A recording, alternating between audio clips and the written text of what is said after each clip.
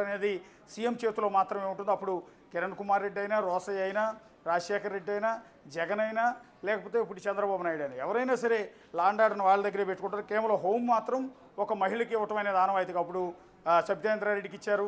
జగన్ సర్కారులో మొదట సుచరితకి ఇచ్చారు. ఆ తర్వాత ఇంకో 2.5 ఏళ్ల పాటు 2.5 ఏళ్ల పాటు హోంమంత్రిగా తావేటి వనితకు ఆ పోస్ట్ ఇవ్వడం అనేది జరిగింది. ఈ నేపథ్యంలో మరోసారి ఎస్సీ మహిళకు అనిత వంగలపూడికి హోంమంత్రిగా అవకాశం అనేది తెలుగుదేశం పార్టీ కల్పించింది. సత్యకుమార్ యాదవ్ ఆయనకు ఆరోగ్య శాఖను ఇవ్వటం అనేది జరిగింది. ఆరోగ్య శాఖ అంటే గతంలో కూడా 2014, 2019లో బీజేపీ, జనసేన, టీడీపీ కూటమి అధికారంలోకి వచ్చింది. అప్పుడు పవన్ కళ్యాణ్ డైరెక్ట్గా పోటీ చేయలేదు కానీ ఇండైరెక్ట్గా సపోర్ట్ చేశారు.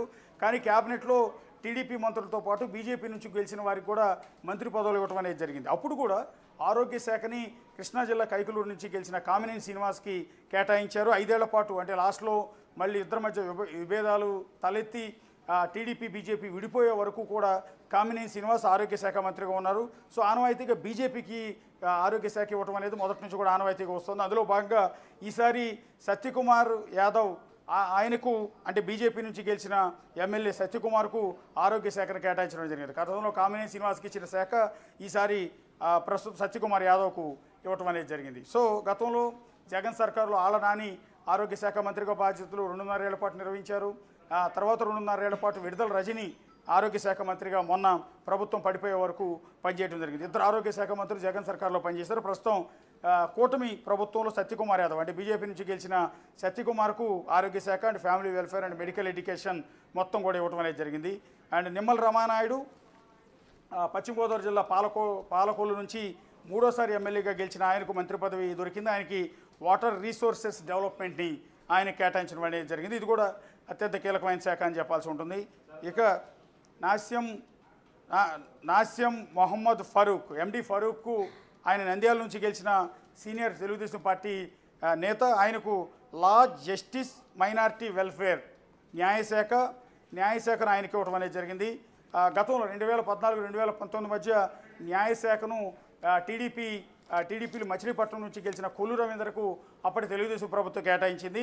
ఇప్పుడు ఆ న్యాయశాఖను నాస్యం మహమ్మద్ ఫరూక్ ఎండి ఫరూక్కి ఈసారి కేటాయించడం అనేది జరిగింది. మైనార్టీ వెల్ఫేర్ కూడా ఆయన కింద ఉండబోతోంది.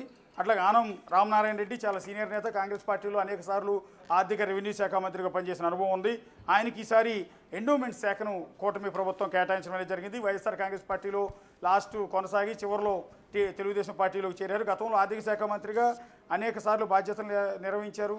అసెంబ్లీలో ఎన్నోసార్లు రాష్ట్ర బడ్జెట్ను ప్రవేశపెట్టారు ఆనం రామనారాయణ రెడ్డి. ఈసారి కూడా ఆయనకు ఆర్థిక శాఖ లభిస్తుందని మొదటి నుంచి ఎక్స్పెక్టేషన్స్ ఉన్నాయి. ఆయన ఉన్న సీనియారిటీ, ఆయనకి ఆర్థిక శాఖలో ఉన్న అనుభవం నేపథ్యంలో ఆయనకు ఆర్థిక శాఖ ఇస్తారని భావించారు. కానీ ఆయనకి ఎండోమెంట్స్ దేవాదాయ శాఖను కేటాయించడం అనేది ఇక్కడ జరిగింది. ఇక్కడ పయ్యావుల కేశవ్ మొట్టమొదటిసారి మంత్రి కాబోతూ ఉన్నారు.